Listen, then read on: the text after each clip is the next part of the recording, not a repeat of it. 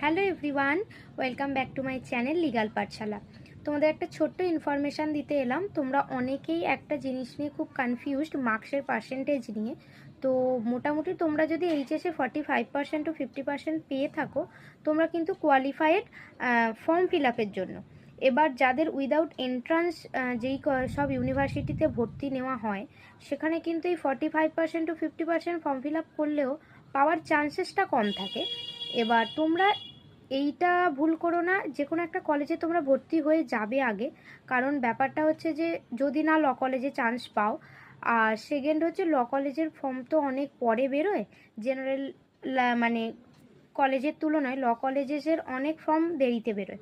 তো তোমরা ক্যালকাটা ইউনিভার্সিটি বলো, বর্ধমান বলো, যেখানেই তোমরা ভর্তি হবে অবশ্যই হবে এন্ট্রান্স দেবে। কিন্তু তার আগে ছোট্ট করে আমার সাজেশন, একটা কলেজে তোমরা অবশ্যই অ্যাডমিশন নিয়ে রাখবে।